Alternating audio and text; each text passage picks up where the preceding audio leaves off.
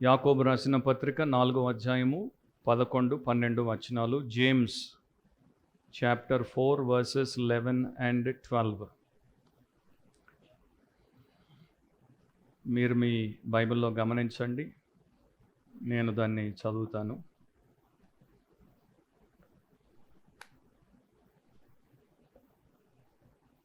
సహోదరులారా, ఒకనికి విరోధముగా ఒకడు మాటలాడకుడి. తన సహోదరునికి విరోధముగా మాటలాడి తన సహోదరునికి తీర్పు తీర్చువాడు ధర్మశాస్త్రమునకు వ్యతిరేకముగా మాట్లాడి ధర్మశాస్త్రమునకు తీర్పు తీర్చుచున్నాడు. నీవు ధర్మశాస్త్రమునకు తీర్పు తీర్చిన యెడల ధర్మశాస్త్రమును నెరవేర్చువాడవు కాక న్యాయము విధించువాడవైతివి. ఒకడే ధర్మశాస్త్రమును నియమించి న్యాయము విధించువాడు. ఆయనే రక్షించుటకును నశింపజేయుటకును శక్తిమంతుడై ఉన్నాడు. పరునికి తీర్పు తీర్చుటకు నీవెవడవు? ప్రార్థనలో ఏకీభవించండి. పరిశుద్ధుడవు, అతి శ్రేష్ఠుడు అయిన మా దేవా, జీవాధిపతి అయిన మా ప్రభువా, మీ వాక్యము ద్వారా సంఘానికి క్షేమాన్ని కలిగించండి. సంఘానికి కావలసినటువంటి మీ బోధను అనుగ్రహించి బలపరిచి శుద్ధి చేసి మీ చిత్తంలో ఉంచి నడిపించమని ప్రార్థిస్తున్నాం. ఈరోజు కూడి వచ్చినటువంటి ప్రతి ఒక్కరూ, తర్వాత ఆన్లైన్లో వాక్య పరిచర్య ద్వారా మేలు పొందే ప్రతి ఒక్కరూ మీ ఆత్మ ద్వారా సంధింపబడి వారందరూ కూడా వాక్యానికి లోబడి నిన్ను మహిమపరిచి మేలు పొందుటకు, ఇతరులకు మాదిరికరంగా ఉండటకు సహాయము చేయమని యేసు ప్రభు శ్రేష్టమైన నామమును అడిగి ప్రార్థిస్తున్నాం తండ్రి, ఆమేన్. కూర్చోండి. దేవుడి వాక్యాన్ని భయముతో భక్తితో వినండి, శ్రద్ధతో ఆసక్తితో వినండి. మీ హృదయము తెరిచి, మీ కన్నులు తెరిచి, మీ బైబిల్ తెరిచి వినండి. అండ్ ఇది ఈరోజు దేవుడి యొక్క సంఘానికి దేవుని యొక్క వాక్య భాగము, వర్తమానము. యాకోబు రాసిన పత్రిక 4వ అధ్యాయం 11, 12 వచనాలు. మన అంశం ఏంటంటే do not slander one another. Do not slander one another. ఒకరికొకరు విరోధముగా మాట్లాడవద్దు. నా యాకోబు యేసుక్రీస్తు ప్రభు యొక్క సహోదరుడు. యాకోబు ఆయన పరిశుద్ధమైనటువంటి భక్తుడు, ప్రార్థనాపరుడు అండ్ విశిష్టమైనటువంటి దైవ శక్తిని కలిగినటువంటి దేవుని యొక్క అపోస్తలుడు. ఆయన గురించి చరిత్ర కూడా మనకెన్నో విషయాలు నేర్పిస్తోంది. ఆయన మోకాళ్ళ మీదే ఉండి బహుగా ప్రార్థించినటువంటి ప్రార్థనాపరుడు. ఎంతగా ప్రార్థించాడంటే ఆయన మోకాళ్ళు మరి మనకు చిప్పులు పడ్డాయి అంటారు చూడండి, ఆ ప్రకారం ఆయన మోకాళ్ళు మారిపోయాయి. సో ఈ యాకోబు రాసిన పత్రికలో 5 అధ్యాయాల్లో చాలా శ్రేష్టమైనటువంటి సంగతులను, సత్యములను రాశాడు. ముఖ్యంగా క్రీస్తునందున్నటువంటి సహోదరులు వారి జీవితంలో ఎలా ఉండాలి, ఎలా ఉంటే వారు పరిపక్వతలోనికి వస్తారు, ఎలా ఉంటే వారు దేవుణ్ణి మహిమపరుస్తారు అనేటువంటి అంశములన్నింటినీ కూడా ఆయన రాస్తాడు. మెచ్యూరిటీ, ముఖ్యంగా స్పిరిచువల్ మెచ్యూరిటీ, క్రిస్టియన్ మెచ్యూరిటీ అనే అంశం గురించి యాకోబు పత్రిక మనకు ఎన్నో విషయాలు నేర్పిస్తోంది. సో మీరు పరిపక్వత గలేవారుగా, మీరు పెద్దవారిగా దేవుడి యొక్క ప్రియులుగా ఉండాలంటే ఏమి చేయాలి అనేది నేర్పిస్తాడు. ఆ క్రమంలోనే 11, 12 వచనాల్లో సహోదరులారా, ఒకనికి విరోధముగా ఒకడు మాట్లాడకుడి అనేటువంటి టాపిక్ని లేకపోతే అంశమును ఆయన నేర్పిస్తున్నాడు. ఇక్కడ మరలా మాటల గురించి ఆయన వారికి బోధ చేస్తున్నాడు. అండ్ ఇది ప్రతి క్రైస్తవ విశ్వాసికి అవసరమైనటువంటి బోధ. ఈయన నోటి గురించి, నాలుక గురించి, మాట గురించి, మనిషి యొక్క హృదయ అంతరంగము గురించి చాలా క్షుణ్ణంగా రాశాడు. ఉదాహరణకి 1వ అధ్యాయము 19వ వచనంలో మనుష్యుడు మాటలాడుటకు నిదానించువాడునై ఉండాలి అని అంటాడు. 1వ అధ్యాయం 26వ వచనంలో ఎవడైనను నోటికి కళ్ళము పెట్టుకొనక అని అంటాడు. అంటే మనిషి మాట్లాడేటప్పుడు నిదానించాలని చెప్తున్నాడు. మనిషి నోటికి కళ్ళెము పెట్టుకోవాలని చెప్తున్నాడు. 3వ అధ్యాయంలో అనేక విషయములలో మనమందరము తప్పిపోవచ్చున్నాము. ఎవడైనను మాట యందు తప్పని ఎడల అట్టివాడు లోపము లేనివాడై తన సర్వ శరీరమును స్వాధీనమందుంచుకొన శక్తి గలవాడగును అని చెప్పి మీరు మాట విషయంలో లోపము లేని వారిగా ఉండండి అని చెప్తున్నాడు. సో ఆయన దేవుడి యొక్క బిడ్డకి ఉండాల్సినటువంటి మనస్తత్వం అండ్ మాట తీరు, దాని గురించి గంభీరముగా మాట్లాడతాడు. ఎందుకంటే యేసుప్రభు ఒక చోట ఒక మాట చెప్పాడు, అది ఈయనకి బాగా గుర్తుంది. మనుష్యుడు హృదయము దేని చేత నిండి ఉండునో అలాగే మాట్లాడతాడు, నోరు దాన్నే మాట్లాడుతుంది అని.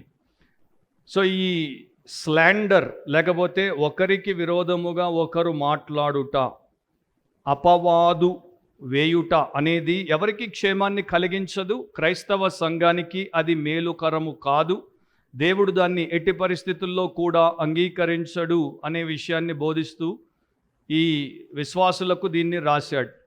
సో 2 విషయాలు ఆ 2 వచనాల్లో నుండి మనం ఈ రోజున క్లుప్తంగా చూస్తాం. ఎక్కువగా 11వ వచనాన్ని చూస్తాం, 12వ వచనంలో కొంత భాగాన్ని చూసి మనము ప్రార్థనతో ముగిస్తాం. మీరు జాగ్రత్తగా వింటే వీలైనంతగా నేను చెప్పడానికి ప్రయత్నం చేస్తాను. పాయింట్ రాసుకునేటువంటి వారు మొదటిది, do not slander your brother అని రాసుకోవచ్చు. Do not slander your brother. నీ సహోదరుని నీవు దూషించకూడదు. నీ సహోదరులకు వ్యతిరేకముగా విరోధముగా నీవు మాట్లాడకూడదు. సహోదరులారా, ఒకనికి విరోధముగా ఒకడు మాటలాడకుడి. ఆయన మీరు 4వ అధ్యాయంలోనే గమనిస్తే 4వ అధ్యాయం 4వ వచనంలో వ్యభిచారునులారా అని వీరిని సంబోధించాడు. 4వ అధ్యాయము 8వ వచనంలో పాపులారా, ద్విమనస్కులారా అని వీరిని సంబోధించాడు. కానీ ఇప్పుడు 11వ వచనానికి వచ్చేసరికి సహోదరులారా అని వీరిని సంబోధిస్తున్నాడు. ఎందుకంటే మీరు తర్వాత చదువుకోండి, 8వ వచనం నుండి 10వ వచనం వరకు వారిని దేవుడి దగ్గరికి రమ్మంటాడు, వారి యొక్క చేతులను శుభ్రం చేసుకోమంటాడు, వారి హృదయమును పరిశుద్ధపరచుకోమంటాడు, వారిని మారు మనసు పొందమంటాడు, దుఃఖపడమంటాడు, ఏడవమంటాడు, ప్రభు దృష్టికి తమను తాము తగ్గించుకోమంటాడు. సో ఈ ప్రకారం వారు నిజముగా దేవుడి ఎదుట తమ జీవితాన్ని తగ్గించుకొని సరిచేసుకొని ఉంటే, వారు పశ్చాత్తాపపడి ఉంటే వారు పరిశుద్ధపరచబడతారు. కనుక వారిని ఇప్పుడు సహోదరులు అని పిలవడానికి అవకాశం ఉంది అన్నట్టుగా వారిని సంబోధిస్తున్నాడు. అయితే ఆ 11వ వచనంలో 3 సార్లు సహోదరులారా, సహోదరునికి అని వినియోగించడంలో ఏం చెప్తున్నాడు? క్రీస్తు యేసునందున్నటువంటి ప్రతి ఒక్కరూ సహోదరులు, క్రీస్తు యేసునందున్నటువంటి ప్రతి ఒక్కరూ సహోదరులు. అంటే బ్రదర్స్, సిస్టర్స్ ఇన్ క్రైస్ట్. ఆయన ద్వారా మనము దేవుని యొక్క కుటుంబం అయ్యాం. ఆయన ద్వారా పరలోకమందున్నటువంటి దేవుడు మనకు తండ్రి అయ్యాడు. యేసుక్రీస్తు మనకి జ్యేష్ఠ సహోదరుడు అంటే పెద్ద అన్నయ్య అయ్యాడు. గనుక మనమంతా కూడా ఒక ఆత్మ సంబంధమైనటువంటి, పర సంబంధమైనటువంటి, దైవికపరమైనటువంటి కుటుంబముగా ఉన్నాము. గనుక కుటుంబంలో ఉన్నటువంటి ఒకరు ఇంకొకరికి విరోధముగా మాట్లాడకూడదు. కుటుంబంలో ఉన్నటువంటి ఆ బంధుత్వాన్ని కలిగినటువంటి బ్రదర్స్ అండ్ సిస్టర్స్ ఒకరికి వేరుగా ఒకరు దూషణలు పలుకకూడదు అనేది నేర్పిస్తున్నాడు. అండ్ ఇది ప్రతి తల్లి, ప్రతి తండ్రి వారి యొక్క పిల్లలకు నేర్పించేటువంటి విషయమే. ఇద్దరు ఉంటే వారికి చెప్తారు, ఒకరినొకరు దూషించుకోవద్దు, ఒకరినొకరు తిట్టుకోవద్దు, ఒకరితో ఒకరు జగడమాడొద్దు. మీ ఇద్దరు బ్రదర్ సిస్టర్, మీ ఇద్దరు సిస్టర్స్, మీరు ఫ్యామిలీ మెంబర్స్, మీరు ఎట్లా ఉండాలని చిన్నప్పటి నుండి మన పిల్లలకి మనం నేర్పిస్తాం. సో దేవుడి సంఘంలో, దేవుడి కుటుంబంలో కూడా ఉన్నటువంటి బ్రదర్స్ అండ్ సిస్టర్స్కి అది నేర్పించాల్సి రావడం దురదృష్టం. కానీ మనిషి అట్లాంటి వ్యక్తి కనుక దేవుడు నేర్పిస్తున్నాడు. అది దేవుడి గొప్పతనం. సో గ్రీకులో ఆయన వాడినటువంటి పదము కటలాలేయో అనేటువంటి పదం. తెలుగులో దాన్ని సింపుల్గా విరోధముగా మాట్లాడుట అని అనువదించారు. టు స్పీక్ అగెయిన్స్ట్ అని దాని యొక్క మీనింగ్. విరోధముగా మాట్లాడుట, వ్యతిరేకముగా మాట్లాడుట. కానీ దాంట్లో ఆ పదంలో ఉన్నటువంటి ఇతర అర్థాలు ఏంటంటే ఒకరిని దూషించుట, ఒకరి మీద అపవాదు వేయుట, ఒకరిని అభాండముతో వారికి ఉన్నటువంటి గౌరవాన్ని తగ్గించుట, ఒకరి పరువు తీసేయుట, ఒకరిని కించపరుచుట, ఒకరిని వెన్నుపోటు పొడువుట, ఒకరికి సంబంధించినటువంటి విషయములను సంబంధము లేని వారికి కొండెముగా చెప్పుట, వారి మీద అబద్ధ ప్రచారము చేయుట. ఇంగ్లీష్ బైబిల్ వర్షన్స్లో ఈ పదాన్ని రకరకాలుగా వారు ట్రాన్స్లేట్ చేశారు. ఒక దాంట్లో క్రిటిసిజం అని, విమర్శ అని, ఇంకొక దాంట్లో అక్యూజేషన్ మేడ్ అగెయిన్స్ట్ అదర్స్ అని, ఇతరుల మీద జరిపిన నేరారోపణ అని, స్లాండర్ అని, అపవాదు అని రకరకాలుగా చేశారు. అట్లాగే థియాలజీకి సంబంధించినటువంటి హ్యాండ్ బుక్లో దీని గురించి ఇంకా కొన్ని పదాలు కూడా వారు మనకు అర్థం అవ్వడానికి ఇచ్చారు. ఒకటేంటంటే షూట్ పీపుల్ విత్ వర్డ్స్. మనుషులను మాటలతో మీరు షూట్ చేసి గాయపరచుట. Harm others by whispering. గుసగుసలాడుట ద్వారా ఇతరులకు హాని కల్పించుట. Spoil someone's honour with evil words. చెడ్డ మాటలెల్లా పలికి ఒకరి ఘనతను లేకపోతే వారికి ఉన్నటువంటి మర్యాదను మీరు పాడు చేయుట. ఆర్ ఇంకొక రకంగా చెప్పాలంటే ఇతరుల గురించి మీరు క్రూరముగా మాట్లాడకుండుట. సో విరోధముగా మాట్లాడుట అంటే, స్లాండర్ చేయుట అంటే అది దేవుడు మెచ్చనటువంటి విషయం. ముఖ్యంగా ఎవరు ఇట్లా మాట్లాడతారంటే ఆ వ్యక్తి లేక ఆ వ్యక్తులకు హాని కలిగించాలి, వారి యొక్క గుణము మీద నేను దాడి చెయ్యాలి, దానిని నేను నాశనము చెయ్యాలి, వారికి ఉన్నటువంటి సాక్ష్యమును నేను కాలరాయాలి అనుకునేటువంటి వారు ఈ పని చేస్తారు.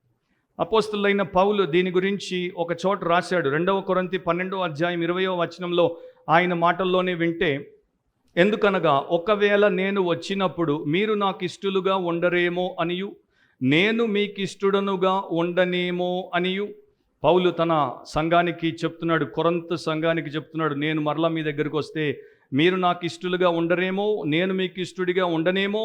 ఒకవేళ కలహమును, అసూయయు, క్రోధములను, కక్షలును, కొండెములను, ఇప్పుడు అంటాడు చూడండి, గుసగుసలాడుటలను, ఉప్పొంగుటలను, అల్లర్లను ఉండునేమో అనియు. సో మరి ఎవరి గురించి గుసగుసలాడతారు, ఎవరి గురించి కొండేలు చెప్తారు, అది మీరు పోయి ధ్యానించుకోండి. కానీ పౌలు ఒక క్రైస్తవ సంఘాన్ని ఉద్దేశించి ఆ ప్రకారం మాట్లాడాడంటే ఇది మామూలు విషయం కాదు, ఇది గంభీరమైనటువంటి విషయం. అందుకనే దేవుడు దాన్ని మరి అది ఒక విత్తనముగా ఉన్నప్పుడే దాన్ని అణిచేయాలనే ప్రయత్నములో ఈ బోధ మనకి చేస్తున్నాడు. పేతురు కూడా మొదటి పత్రిక 2:2 ఇట్లా రాశాడు, సమస్త దూషణ, స్లాండర్ అంటే ప్రతి విధమైనటువంటి దూషణ, దాంట్లో విపరీతమైనటువంటి మాటలతో మనుషులకు హాని తలపెట్టేటువంటి లక్షణం ఉంటుంది. వాక్యంలో కొన్ని చోట్ల అది ఎట్లా వాడబడిందో నేను మీకు తెలియజేస్తాను. తద్వారా మీకు ఒక అవగాహన వస్తుంది. అవగాహన రావడం చేత మనకు ఆలోచన కలుగుతుంది. అండ్ ఆలోచన ఉండడం చేత మనము జాగ్రత్తగా జీవితంలో మసులుకోవడానికి ఆత్మదేవుడు మనకు సహాయము చేస్తాడు. అది మీరు పాత నిబంధనలో గమనిస్తే సంఖ్యాకాండం 21:5 నంబర్స్ 21:5 ఆ ప్రజలు దేవుడికి మోషేకు వ్యతిరేకముగా మాట్లాడుట అంటే న్యాయబద్ధమైనటువంటి అధికారమును వారు ఎట్లా వ్యతిరేకించారో దాని గురించి తెలుపబడుతూ రాయబడింది. కాగా ప్రజలు దేవునికిని మోషేకును విరోధముగా మాట్లాడి, ఈ అరణ్యములో వారు ఏం మాట్లాడారో అక్కడ చెప్తున్నాడు మనకి. ఈ అరణ్యములో చచ్చుటకు ఐగుప్తులో నుండి మీరు మమ్మల్ని ఎందుకు రప్పించితిరి? ఇక్కడ ఆహారము లేదు, నీళ్లు లేవు, చెవి సారములు లేని ఈ అన్నము మాకు అసహ్యమైనదనిరి. సో వారు దేవుడి యందు, దేవుడి యొక్క విధానమందు, దేవుడి యొక్క దాసుడైనటువంటి మోషే యందు ఆనందించుట లేదు. ఎందుకంటే వారికి కావలసినటువంటి కోరిక తీరుట లేదు. వారి యొక్క శరీరము దేని కొరకైతే అర్రులు చాస్తుందో అట్లాంటి ఆహారము, ఐగుప్తులో బానిసలుగా బతికినప్పుడు వారు తిన్నటువంటి ఆహారం వారికి లభించుట లేదు. కనుక వారు దేవుడికి విరోధముగా, మోషేకు విరోధముగా మాట్లాడారు. సో ఇది ఆ రోజే కాదు, ప్రతిరోజు, ప్రతి చోట, ప్రతి తరములో, క్రైస్తవ లోకములో జరిగేటువంటి విషయమే. మనం చాలాసార్లు తెలుసో తెలియక మన సేవకులకు వ్యతిరేకంగా, మన తోటి సహోదరులకు వ్యతిరేకంగా, మన దేవునికి వ్యతిరేకంగా మాట్లాడుతుంటాం. ఎప్పుడైతే మనకు నచ్చినటువంటివి జరగవో అప్పుడు మనము విరోధముగా మాట్లాడతాం. 101వ కీర్తన 5వ వచనంలో దావీదు అంటాడు, తమ పొరుగు వారిని చాటున దూషించు వారిని నేను సంహరించెదను. సో ఇది తమ పొరుగు వారిని చాటున అంటే సీక్రెట్గా ఎవరికి తెలియకుండా దూషిస్తారు, అట్లాంటి వారిని నేను చంపేస్తానని దావీదు అంటున్నాడు. ఎందుకంటే వారి ద్వారా ఎవరికి మేలు కలగదు అండ్ వారికి కూడా వారు క్షామాన్ని కొని తెచ్చుకుంటున్నారు. కనుక ఆ తీర్పు కిందికి వారు రావడం కన్నా వారిని చంపేయడం మంచిది అనుకుంటున్నాడు దావీదు. 1 పేతురు 3:16 ప్రకారము, అప్పుడు మీరు దేని విషయమై దుర్మార్గులని దూషింపబడుదురో. ఇక్కడ విశ్వాసులు మంచి విశ్వాసులుగా ఉన్నప్పుడు అవిశ్వాసులు, లోకస్తులు, వారికి వ్యతిరేకులు వారిని అనవసరంగా దుర్మార్గులని దూషిస్తున్నారు. కనుక దాని గురించి మాట్లాడుతూ, మీ విషయము క్రీస్తునందున్న మీ సత్ప్రవర్తన మీద అపనింద, అదే స్లాండర్ అంటే, అపనింద వేయువారు సిగ్గుపడుదురు. సో వారు మిమ్మల్ని దుర్మార్గులని దూషించిన, మిమ్మల్ని అపనింద పాలు చేసిన, మీరు సత్ప్రవర్తన ద్వారా క్రీస్తును మహిమపరిస్తే, ఆయనలాగా మీరు బ్రతికితే వారు ఒక రోజున సిగ్గుపరచబడతారు. అండ్ దేవుడు ఇంకా క్లోజ్గా వచ్చాడు మనకి. కీర్తన 50లో 20వ వచనంలో ఇవి దేవుడే స్వయంగా అంటున్నాడు, నీవు కూర్చుండి నీ సహోదరుని మీద కొండెములు చెప్పుచున్నావు, నీ తల్లి కుమారుని మీద అపనిందలు మోపుచున్నావు, నేను నిన్ను విడిచిపెట్టను అని అంటాడు. సో దేవుడికి అది చాలా గంభీరమైనటువంటి విషయముగా ఓల్డ్ టెస్టమెంట్లో, న్యూ టెస్టమెంట్లో చెప్పబడింది కనుక క్రైస్తవులు ఎవరు కూడా, విశ్వాసులు ఎవరు కూడా ఇతరుల మీద అపనిందలు మోపుట, ఇతరులకు విరోధముగా మాట్లాడుట ఎప్పుడు చేయకూడదు. అట్లాంటి అలవాటు వారికి ఉండకూడదు.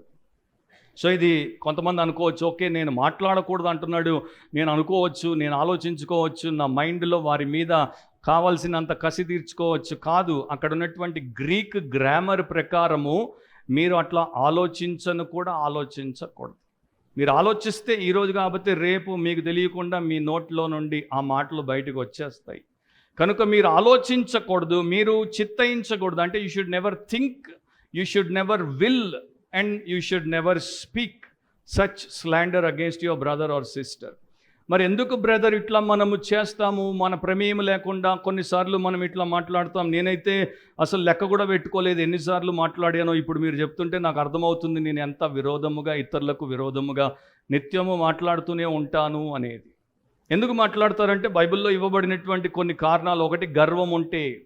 గర్విష్ఠులు ఇతరులను కించపరుస్తారు గనుక, గర్విష్ఠులు ఇతరులను కత్తిరించి పారేస్తారు గనుక, గర్విష్ఠులు ఎలా పడితే అలా ఇతరుల గురించి మరి విరోధముగా మాట్లాడతారు. రెండవది మ్యాలిస్, అంటే వారిలో ఉన్నటువంటి దుర్గుణాన్ని బట్టి, వారిలో ఉన్నటువంటి దుర్మార్గాన్ని బట్టి వారు అట్లా మాట్లాడతారు. మూడవది అసూయను బట్టి అట్లా మాట్లాడతారు. నాలుగవది వారికి వీరికి మధ్యలో జరిగినటువంటి ఏదో ఒక విషయమో వివాదమో వారి మీద వీరికి పగను కల్పిస్తుంది కనుక అట్లా మాట్లాడతారు. అండ్ వీరికి తొందరపాటుతనం ఎక్కువ కనుక ఎదుటి వ్యక్తి యొక్క వివరాలన్నీ వారి ముందు లేకపోయినా తొందరపడి వారిని తీర్పు తీర్చేస్తారు. అండ్ ఇంకొక లక్షణం ఏంటంటే వీరు చెడ్డవారు గనుక, తెలుగులో ఒక సామెత ఉంది చూడండి, పచ్చకామెరలు ఉన్నవాడికి లోకమంతా పచ్చగా కనిపిస్తుంది. సో వీరిలో చెడు ఉంది, వీరు వారిలో చూసి వారిని దూషిస్తారు. అండ్ వాగుడు కాయలు అంటారు. వాగుడు కాయలు అంటే మాట్లాడకుండా ఉండలేరు వారు. తినకుండా ఉంటారు కానీ మాట్లాడకుండా ఉండలేరు వారు. సో వారికి ఈ మాటలు మరి చాలా చాలా ఉపయోగపడతాయి. రివెంజ్, పగ తీర్చుకోవడం. ఇంగ్లీష్లో అంటారు slander is the revenge of a coward. పిరికివాడి యొక్క పగ తీర్చుకొని తీరు ఏంటంటే దూషించుట. చాటుగా అయినా ఆ మనిషి లేకపోయినా. సో ఒక స్టోరీ ఉందన్నమాట. నిజంగా ఒక పాత కాలపు కథ ఇది. ఒక ఊర్లో జరిగింది. ఆ ఊర్లో 2 కుటుంబాలు ఉండేవి. ఒక కుటుంబము బాగా డబ్బున్న కుటుంబం, ఒక కుటుంబము చాలా పేద కుటుంబం. డబ్బున్నటువంటి కుటుంబానికి సంతోషం లేదు, డబ్బున్నటువంటి కుటుంబానికి సాక్ష్యం లేదు. కానీ పేద కుటుంబానికి ఎంతో సంతోషం, ఎంతో సంతృప్తి, సమాధానము అండ్ గొప్ప సాక్ష్యం ఉంది. సో ఒక రోజున ఈ డబ్బున్నటువంటి వాడు, డబ్బు లేనటువంటి వాడు ఒక చోట బజార్లో కలుసుకున్నారు. కలుసుకున్నప్పుడు డబ్బున్నవాడు డబ్బు లేని వాడితో అంటున్నాడు, నాకు ఇంత డబ్బు ఉంది, నాకు అన్నీ ఉన్నాయి, కానీ మా కుటుంబంలో సంతోషం లేదు, మా కుటుంబానికి అంత మంచి సాక్ష్యం లేదు. నీవేమో చాలా పేదోడివి, నీ కుటుంబానికి అంత మంచి సాక్ష్యం ఉంది, నీ కుటుంబం ఎప్పుడు సంతోషంగా ఉంటుంది, సమాధానంతో ఉంటుంది, ఏంటి మన ఇద్దరి మధ్యలో ఉన్నటువంటి వ్యత్యాసము అన్నప్పుడు పేదవాడు చెప్పాడు, తగ్గింపుతో చెప్పాడు, మేమంటే చాలా చిన్నవాళ్ళము సార్, మేమంటే మరి తప్పులు చేసుకునేటువంటి వారము, ఒకరి తప్పును ఒకరు మరి మేము వెంటనే గుర్తించి ఒప్పుకుని వాటిని సరిచేసుకోవడానికి ప్రయత్నిస్తూ ఉంటాం కనుక మా ఇంటి పరిస్థితి అట్లా ఉంటుంది. ఉదాహరణకు ఒకవేళ నేను ఎప్పుడైనా నా ఇంటిలో కింద చాప మీద కూర్చుని టీ తాగుతున్నాను అనుకోండి, నా టీ కప్పు నిండుగా పోసి నా పక్కనే చాప మీద పెట్టుకున్నాను, నేను కింద కూర్చున్నాను, సడన్గా పని మనిషి వచ్చి ఊడవబోయింది, ఆమె చూసుకోకుండా దాన్ని తన్నేస్తే ఆ యొక్క కప్పులో ఉన్నటువంటి ఛాయ్ అంతా కూడా చాప మీద పడిపోయింది. వెంటనే నేను అన్నాను, అయ్యో ఎంత తప్పు చేశాను, నేను బుద్ధి లేని వాడిని, నువ్వు ఇక్కడికి వచ్చి నడుస్తావని ఊడుస్తావని నాకు తెలిసి కూడా ఇక్కడే నేను కప్పు పెట్టి అంత తప్పు చేశానని నేను అంటాను. వెంటనే ఆమె ఏమంటుందంటే, అయ్యయ్యో లేదు సార్, నేను చూసుకోవాల్సింది నేను చూడకుండా హడావిడిగా వచ్చేసాను, మీరు కూర్చున్న నేను అక్కడ దబదబా నడిచేశాను, మీ కప్పును దన్నేశాను. సో వీళ్ళిద్దరు ఏం చేస్తున్నారంటే ఆయన తన తప్పును ఒప్పుకున్నాడు, ఆమె తన తప్పును ఒప్పుకుంది. సో అప్పుడు ఈ యొక్క ధనికుడు అన్నాడు, ఓహో మీ యొక్క ఇంటి రహస్యం ఏంటో నాకు అర్థమైపోయింది, సేమ్ సీన్ మా ఇంట్లో అయితే ఎట్లా ఉండేదో నేను ఇప్పుడు చెప్తానన్నాడు. నేను కూడా నేల మీద కూర్చొని చాప మీద టీ కప్పు నిండా టీ పోసుకొని కూర్చుని ఉండి నా యొక్క పనికర్త అట్లాగే వచ్చి దాన్ని తన్నేసి ఉంటే వెంటనే నేను విపరీతమైన విసుగుతో కోపముతో, బుద్ధి లేదా పనిదానా, చూసుకోవా ఎక్కడ నడుస్తున్నావో ఏం దన్నుతున్నావో అనేవాడిని. అప్పుడు వెంటనే ఆమె ధైర్యము చేయలేదు కానీ లోపల అనుకునేది, సోమరోడా ఎక్కడ కూర్చోవాలో కూడా నీకు తెలీదా, ఎక్కడ కప్పు పెట్టాలో నీకు తెలీదా అని. సో మీ ఇంట్లో సంతోషం, మా ఇంట్లో ఆయాసం ఎందుకో ఇప్పుడు నాకు అర్థమైంది అని ఆ ధనికుడు అన్నాడు. అంటే నీ గురించి నీకు చాలా గొప్ప అభిప్రాయం ఉంటే ప్రతి ఒక్కడు నీకు చులకనైపోతాడు. నీ గురించి నీవు ఎప్పుడూ తప్పు పట్టుకునేటువంటి పరిస్థితుల్లో ఉండవు గనుక, నీ తప్పు ఒప్పుకోవు గనుక ఇతరుల తప్పులు నీకు చాలా స్పష్టంగా కనబడతాయి. అండ్ వాటిని విమర్శించుటకు నీకు నిమిషము కూడా పట్టదు. సో మనిషిని హృదయములో కించపరచుట, నోటితో కించపరచుట, ఇది మానవులకు ఉన్నటువంటి ఒక జాడ్యం. ఇక్కడ నేను చెప్పాను, ఆయన ఒక గ్రీకు పదాన్ని వాడాడు. కాటా అంటే అగెయిన్స్ట్, లాలేయో అంటే స్పీచ్, వ్యతిరేకముగా, విరోధముగా మాట్లాడుట. గ్రీకులో మనకి రెండు ముఖ్యమైనటువంటి పదాలు ఉంటాయి, ఒకటి లెగో, ఒకటి లాలేయో. ఈ రెండు కూడా మాటలకు సంబంధించి, సంభాషణకు సంబంధించి. లెగో అనేటువంటి గ్రీకు పదము నుండే మనకి లాగాస్ అనేటువంటి పదం వస్తుంది. లాగాస్ అనేటువంటి పదములో నుండే మనకి ఆంగ్లంలోనికి లాజిక్ అనేటువంటి పదాలు వస్తున్నాయి. సో ఈ లెగో అనేటువంటి స్పీచ్ని, అట్లాంటి సంభాషణ చేసినప్పుడు వారు ఏం చేస్తారంటే వారి మైండ్లో ఉన్నటువంటి ప్రతి తలంపును, ప్రతి ఐడియాని వారు చాలా చక్కగా మరి దాన్ని సమకూర్చి వరుస క్రమంలో పెట్టి దానికి ఒక చక్కని ఏర్పాటు చేసిన తర్వాత దాన్ని పలుకుతారు. కనుక వీరు సిస్టమేటిక్గా, లాజికల్గా థింక్ చేసిన తర్వాత టాక్ చేసేటువంటి వారు. కానీ లాలేయో అనేటువంటి స్పీచ్ని మాట్లాడేటువంటి వారు ఆలోచన చేయకుండా మాట్లాడేవారు. వీరు అస్సలు జాగ్రత్త తీసుకోకుండా మాట్లాడేవారు, ఏది పడితే అది మాట్లాడేవారు. యాక్చువల్గా గ్రీకులో దాని యొక్క అర్థం ఏంటంటే జంతువులు శబ్దము చేసినట్టు ఇట్లాంటి మాటలు మాట్లాడేవారు, శబ్దాలు చేస్తారు. సో వీరు థాట్లెస్, కేర్లెస్, స్టూపిడ్ టాక్ని మాట్లాడేటువంటి మనుషులు అన్నమాట. సో యాకోబు ఏమంటున్నాడు, మీరు అట్లా మాట్లాడొద్దు అంటున్నాడు. ఇతరులకు విరోధముగా మీరు అట్లా మాట్లాడొద్దు. మీరు చాలా కాలముగా క్రైస్తవులు అయి ఉండొచ్చు, మీరు చాలా కాలముగా బైబిల్ని కంఠత చేసి ఉండొచ్చు, కానీ మీకు ఈ లక్షణం ఉంటే మాత్రము మీరు అట్లాగే మాట్లాడతారు. కనుక మీరు జాగ్రత్తగా ఉండాలి. సో దేవుడి యొక్క వాక్యంలో మనకి 3వ అధ్యాయం మీరు తర్వాత చదువుకోండి, నాలుక గురించి, అది చేసేటువంటి నాశనకరమైనటువంటి పనుల గురించి యాకోబు ద్వారా దేవుడు రాయించాడు. అండ్ మనము దేవుడికి లోబడితే, 4వ అధ్యాయం 7వ వచనంలో ఒక మాట ఉంది, కాబట్టి దేవునికి లోబడి ఉండుడి. దేవుడికి ఎవరైతే లోబడతారో వారి యొక్క మనస్సును, వారి యొక్క నోటిని, వారి యొక్క సమస్తమును ఆయనకి లోబరుస్తారో అట్లాంటి వారు ఇట్లా మాట్లాడకుండా ఉండొచ్చు. సో మనము మన యొక్క జీవితాన్ని చాలా జాగ్రత్తగా పరీక్షించుకొని దేవుడి ఎదుట పెట్టాలి. ఈ మధ్య మీరు మన దేశంలోనే చూస్తుంటే కొన్ని పరువు నష్టము దావాలు వేస్తున్నారు. ఫర్ ఎగ్జాంపుల్, రాహుల్ గాంధీ మీద బీజేపీ వారు పరువు నష్టం దావా వేశారు. అట్లా ఇంకా చాలామంది మీద చాలామంది పరువు నష్టం దావా వేశారు. ఎందుకంటే నన్ను కించపరుస్తూ మాట్లాడాడు, ఆయన్ని కించపరుస్తూ మాట్లాడాడు. సో మనం ఒకవేళ ఎవరినైనా కించపరిచి మాట్లాడితే మన మీద పరువు నష్టం దావా వేస్తారు, కోర్టుకి మనం వెళ్ళాలి, జుర్మానా కట్టాలి, జైలుకు కూడా వెళ్ళాల్సి రావచ్చు. కానీ ఇప్పుడు అట్లా మనము తెలియకుండా మాట్లాడామనుకోండి, చాటుగా మాట్లాడామనుకోండి, ప్రాపగాండా చేయకుండా మాట్లాడామనుకోండి, అప్పుడు పర్వాలేదు అని అనుకుంటారు చాలామంది. నా మైండ్లోనే నేను అట్లా అనుకుంటుంటే పర్వాలేదు అని అనుకుంటాం, కానీ అట్లా కూడా అనుకోకూడదని దేవుడి వాక్యంలో నేర్పించబడుతోంది. ఒక చోట ఇట్లా రాయబడి ఉంది, 1 రాజులు 8:39లో, ప్రతి మనిషి యొక్క హృదయము నీ వెరుగుదువు. సో దేవుడికి ప్రతి మనిషి యొక్క హృదయము తెలుసు. దేవుడు ప్రతి మనిషి యొక్క హృదయంలో ఏమి సంభాషణ జరుగుతుందో తెలుసుకున్నటువంటి వాడు. అక్కడ విరోధముగా ఎవరికైనా అతడు లేక ఆమె మాట్లాడుతున్నారా అని దేవుడు చూస్తాడు. గనుక మనము మన హృదయంలో, మనస్సులో అండ్ ఎక్కడా కూడా దానిని కలిగి ఉండకూడదు. ఆసక్తికరమైనటువంటి విషయం ఏంటంటే ఇక్కడే 4వ అధ్యాయము 7వ వచనంలో అపవాదిని ఎదురించుడి, రెసిస్ట్ ద డెవిల్ అని కూడా దేవుడి వాక్యములో రాయబడి ఉంది. అపవాది అన్న దాని మీద 1 అని ఉంది, కింద మీరు చూస్తే సాతాను అని ఉంటుంది. అపవాది అన్నదానికి యాక్చువల్గా అర్థం ఏంటంటే సింపుల్గా ఇంగ్లీష్లోకి దాన్ని స్లాండరర్ అని తర్జుమా చేశారు. అంటే ఈ యొక్క విరోధముగా ఉన్నటువంటి వాడు, విరోధి అని కూడా మనం చెప్పచ్చు. సో సాతాను చేసేటువంటి పని ప్రకటన 12:10 ప్రకారము దివారాత్రములు వాడు సహోదరుల మీద ఏం మోపుతాడు? నింద మోపుతాడు. సో నీవు దేవుని బిడ్డవైతే నీ సహోదరుడికి వ్యతిరేకముగా విరోధముగా మాట్లాడవు, నింద మోపవు.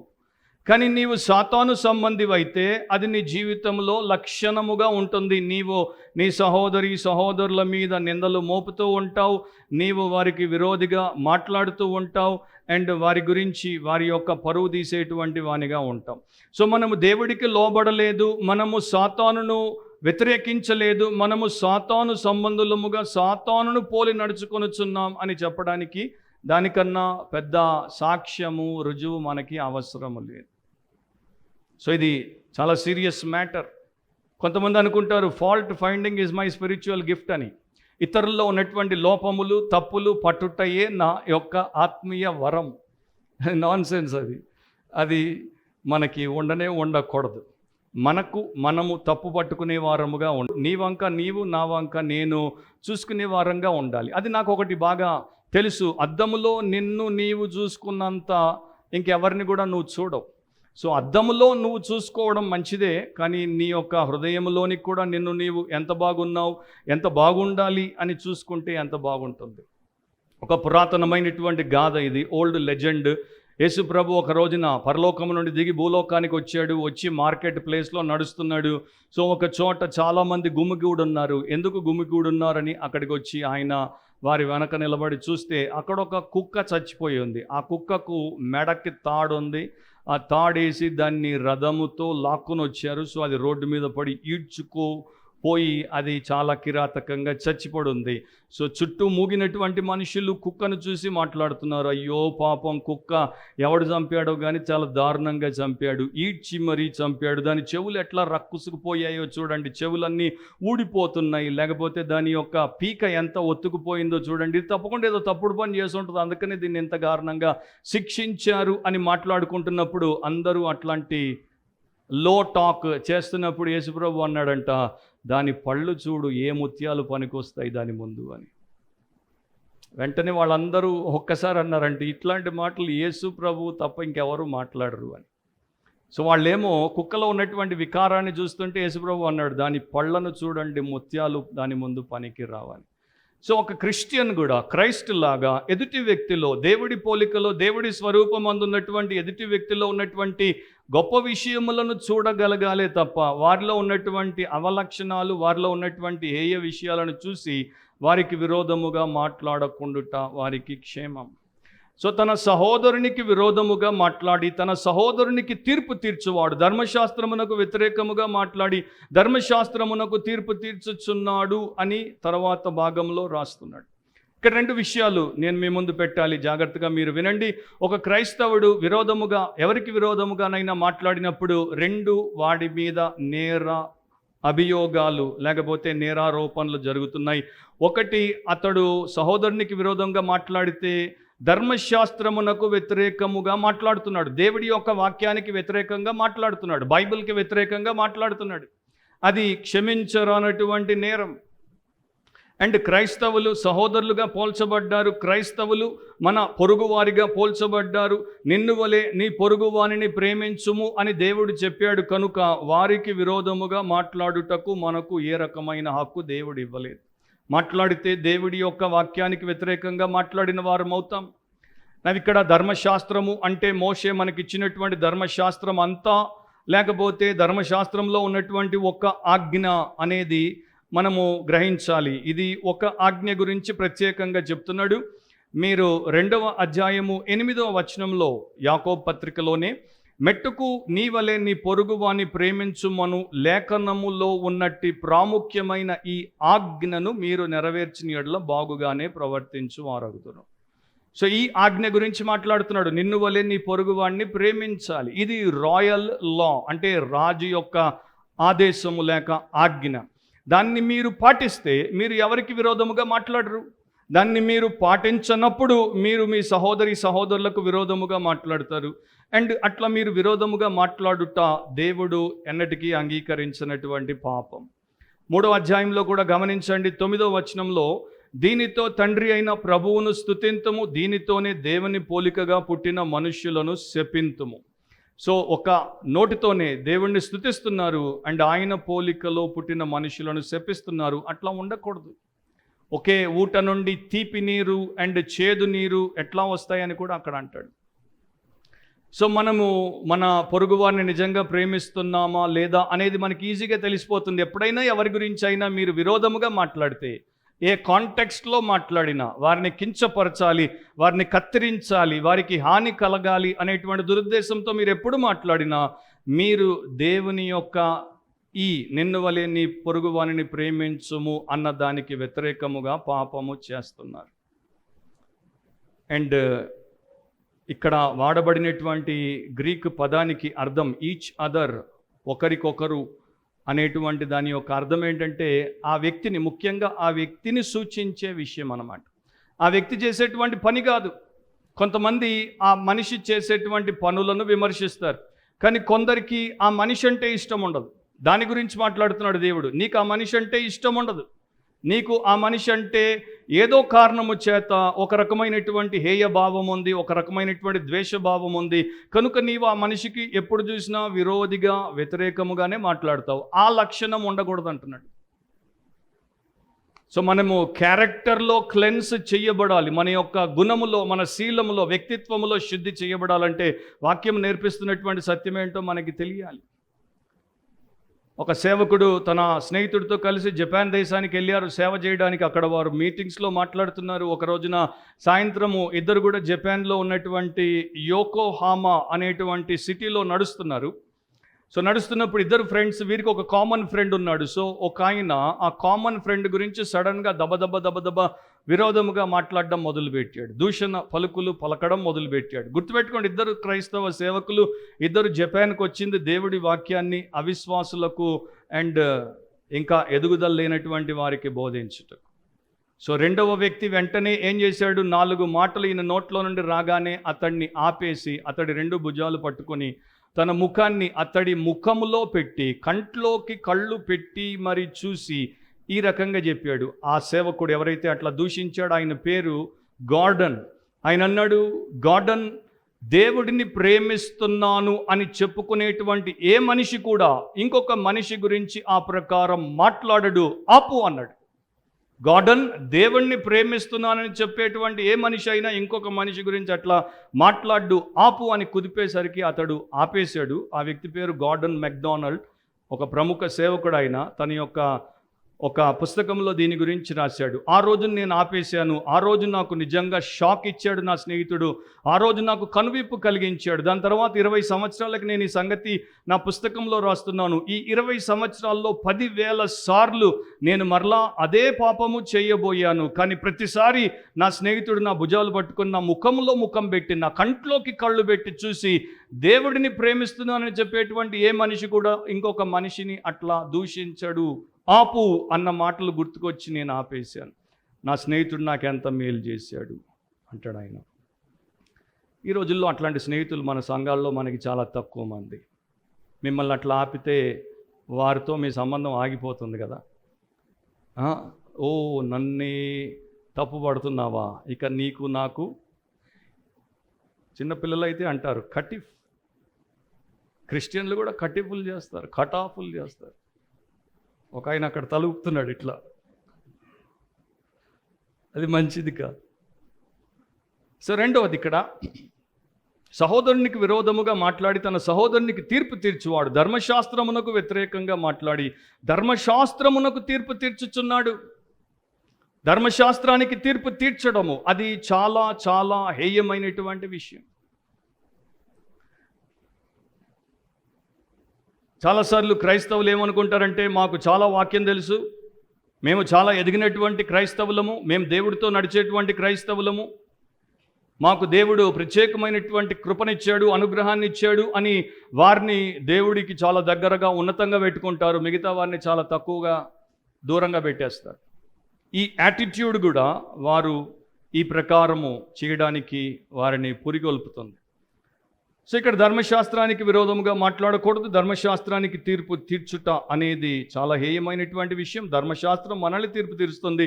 దేవుడి వాక్యం మనలో ఉన్నటువంటి లోపాలని బయటపెడుతుంది. మనము దాని యొక్క దరిదాపుల్లోనికి కూడా రాకూడదు, దానికి సరితూగం. సో తీర్పు అనేటువంటి పదాలు మనం విన్నా కదా. తీర్పు తీర్చువాడు, తీర్పు తీర్చుచున్నాడు, తర్వాత కూడా తీర్పు తీర్చిన యెడల ఆ పదాలు మనకు కనబడతాయి. ఇంతకీ ఆయన ఏం చెప్తున్నాడు అంటే, మనం ఎవరిని తీర్పు తీర్చకూడదా? ఈరోజు మీరు వాక్యము రెస్పాన్సివ్ రీడింగ్లో చూశారు, ఒక వ్యక్తి, ఆమె తీర్పు తీర్చేటువంటి వ్యక్తి, షీఈ్ అ జడ్జ్ అని చదివాం. మోషే ద్వారా దేవుడు ఇశ్రాయేలీలకు జడ్జెస్ని పెట్టాడు. 10 మందికి, 50 మందికి, 100 మందికి, 1000 మందికి. వారు ఏం చేసేవారు? తీర్పు తీర్చేవారు. ప్రభుత్వంలో మనకి జడ్జెస్ ఉంటారు, కోర్ట్ సిస్టమ్ ఉంటుంది. వారు ఏం చేస్తారు? తీర్పు తీరుస్తారు. మంచి చెడు, నేరస్తుడు నిరపరాధి, తీర్పు తీరుస్తారు. ఇక్కడ ఆ తీర్పు గురించి మాట్లాడట్లేదు. ఇంట్లో తల్లిదండ్రులు కూడా పిల్లల మధ్యలో తీర్పు తీరుస్తారు. నువ్వు తప్పు చేసావు, అది నీ తప్పు, నువ్వు కొట్టావు, నోర్ముయ్ అని అన్ననో చెల్లినో తిడతారు. సో దే ఆర్ జడ్జింగ్ అన్నమాట. They are declaring judgement, they are deciding between the two. ఆ తీర్పు గురించి, న్యాయబద్ధమైనటువంటి తీర్పు గురించి కాదు.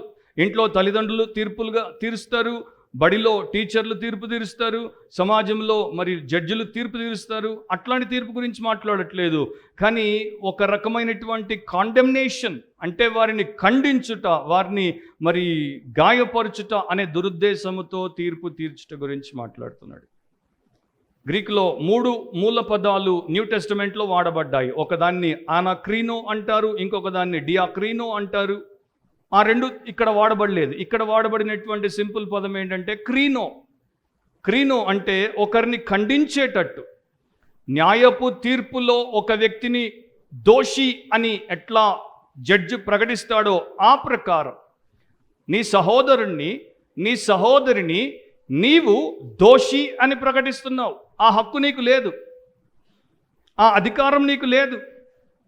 అది కేవలం దేవుడికే ఉంది. కానీ నువ్వు జడ్జి అయిపోయావు, నువ్వు జడ్జి చేస్తున్నావు అన్నమాట వారిని వీరిని. అది నువ్వు చెయ్యకూడదు. అండ్ నీవు పైనుండి నీలో తప్పే లేదు, వారిలో తప్పున్నట్టు నీవు వారిని ఖండించి పారేస్తున్నావు, అది నేరం అంటున్నాడు. అది ఇక్కడ ఉన్నటువంటి తీర్పు. సో ఇప్పుడు మీరు ఒకసారి మీ బైబిల్ తిప్పండి. రోమీలకు రాసినప్పుడు 2వ అధ్యాయం మొదటి 3 వచనాలు నేను చదువుతాను, గమనించండి. అక్కడ ఇట్లాంటి తీర్పు తీర్చకూడదు. రోమా 2:1-3. కాబట్టి తీర్పు తీర్చు మనుష్యుడా, నీవెవడవైనను సరే నిరుత్తరుడవై ఉన్నావు. దేని విషయంలో ఎదుటివానికి తీర్పు తీర్చుచున్నావో దాని విషయంలో నీవే నేరస్తుడవని తీర్పు తీర్చుకొనుచున్నావు. ఏలయనగా తీర్పు తీర్చు నీవును అట్టి కార్యములనే చేయుచున్నావు కావా? అట్టి కార్యములు చేయువారి మీద దేవుని తీర్పు సత్యమును అనుసరించినదే అని ఎరుగుదుము. అట్టి కార్యములు చేయువారికి తీర్పు తీర్చుచు వాటినే చేయుచున్న మనుష్యుడా, నీవు దేవుని తీర్పు తప్పించుకొందు అని అనుకొందువా? క్వశ్చన్స్ అవి. మీరు అలా ఆలోచించి మెడిటేట్ చేయండి దాని మీద. మీ టైంని ఈ పుస్తకముతో ముడిపెట్టుకోండి. మీ పుస్తకమును మీరు ధ్యానించి మీ జీవితాన్ని ఎంత చక్కగా శుద్ధి చేసుకోవచ్చు, శక్తితో నింపుకోవచ్చు నేను చెప్పలేను. మీ టైంని మీరు గార్డ్ చేయండి, కాపాడుకోండి, దేవుడి వాక్యంతో గడపండి. సో ఆయన ఏం చెప్తున్నాడు? నువ్వు అదే పాపం చేస్తున్నావు, నువ్వు ఒక వేషధారివి, కానీ వారిని నువ్వు దోషి అని చెప్తున్నావు. వారికన్నా ముందు నిన్ను నీవు దోషి అని చెప్పుకోవాలి. యేసుప్రభు దాని గురించే మనకు నేర్పిస్తాడు కదా. మత్తయి సువార్త 7వ అధ్యాయంలో నీ కంట్లో దూలాన్ని పెట్టుకొని ఎదుటి వ్యక్తి కంట్లో ఉన్నటువంటి నలుసును తొలగించే ప్రయత్నం చేస్తున్నావు. వారికి సహాయం చేయాలంటే మొదట నీ కంట్లో ఉన్నటువంటి దూలాన్ని తీసేయి, తర్వాత వారి కంట్లో ఉన్న నలుసు నీకు స్పష్టంగా కనబడుతుంది, అప్పుడు సహాయం చేయొచ్చు. సో ఇది హిపోక్రిటికల్ జడ్జిమెంట్ అన్నమాట. నేను అదే పాపము చేస్తూ ఇతరులు ఆ పాపములో నాకు కనబడగానే వెంటనే వారికి విరోధంగా మాట్లాడేయడం, వెంటనే వారిని దోషి దోషి అనడం, అది మంచిది కాదు. 19th సెంచరీలో 2 ప్రపంచ ప్రముఖ సేవకులు, ఒక ఆయన పేరు డిఎల్ మూడీ, ఇంకొక ఆయన పేరు Charles Spurgeon. So Charles Spurgeon గురించి మూడీ అమెరికాలో విన్నాడు, ఎందుకంటే స్పర్జన్ ఇంగ్లాండ్ వాడు, అమెరికాలో మూడీ ఉంటాడు. సో స్పర్జన్ గురించి విన్నాడు, స్పర్జన్ రాతలు చదివాడు, చాలా గొప్ప భక్తుడు అండ్ ఆయన ఆత్మీయ యోధుడు, ఆజానుబాహుడు. ఆయన తప్పకుండా ఎప్పుడైనా కలుసుకుంటే నాకు ధన్యత అని మూడీ అనుకునేవాడు. కొన్ని సంవత్సరాల తర్వాత మూడీ లండన్కి వచ్చాడు. లండన్కి వచ్చిన తర్వాత స్పర్జన్ని చూడడానికి అవకాశం వచ్చింది. స్పర్జన్ ఇంటికి వచ్చాడు. సో అప్పటిదాకా స్పర్జన్ని దూరంగా ఎరిగినటువంటి మూడీ స్పర్జన్ ఇంటికి వచ్చి తలుపు కొట్టేసరికి లోపల నుండి స్పర్జన్ గారే వచ్చి తలుపు తీశారు. కానీ ఆయన నోట్లో సిగార్ ఉంది, చార్ల్స్ స్పర్జన్ నోట్లో చుట్ట ఉంది. చుట్ట తాగుతూ వచ్చి ఆయన ఆ యొక్క డోర్ దిగానే డిఎల్ మూడీ ఒక్క అడుగు వెనక్కేశాడు. ఒక్క అడుగు వెనక్కేసి ఆయన గాబరా పడిపోతూ అన్నాడు, నీలాంటి దేవుని సేవకుడు ఏంటి చుట్ట తాగడం ఏంటి అని. సో స్పర్జన్ నవ్వుతూ చుట్టం తీసి ఒక అడుగు కిందకి వచ్చి మూడి బాగా ఉంటాడనమాట, పొట్ట ఉంది. సో స్పర్జన్ వచ్చి మూడి పొట్ట మీద చేయి పెట్టి, నీలాంటి దేవుడి సేవకుడికి ఇది ఉండడం ఏంటి అన్నాడు. ఈయనకి చుట్ట, ఆయనకి పొట్ట, రెండు తప్పులే. మనం చాలా పెద్ద వేషధారులం. చుట్ట తాగేవాడిని వెంటనే తప్పుపడతాం, సీసా తాగేవాడిని తప్పుపడతాం, తట్ట నిండా తినేవాడిని, పొట్ట పెంచుకునేవాడిని తప్పుపడతాం. యాక్చువల్గా మీరు చూస్తే గ్లట్టని, తిండిపోతుతనం ఈ రెండింటికన్నా భయంకరమైన భారీ పాపం బైబిల్లో, తిండిపోతనం. కానీ మనము ఎంత అన్బిబ్లికలో చూడండి, ఇల్లాజికల్లో చూడండి. మనకి చుట్ట అండ్ సీసా అంటే కోపం, తట్ట పొట్ట కోపం లేదు. పొట్టున్నోళ్ళు ఏమనుకోకండి, ఇప్పుడు మన కాన్స్టిట్యూషన్ని బట్టి కూడా వచ్చేస్తుంది, మీ ప్రమేయం లేకుండా కూడా రావచ్చు. కానీ సమస్య ఏంటంటే చార్ల్స్ స్పర్జన్ ఏం చెప్పాడంటే, నన్ను నీవు తప్పుపడుతున్నావు, నన్ను నీవు దోషి అని అంటున్నావు, మరి నీ సంగతి ఏంటి? సో తర్వాత చార్ల్స్ స్పర్జన్ చుట్ట తాగడం మానేశాడు. Praise the Lord. మూడికి పొట్టబోయిందో లేదో నాకు తెలియదు.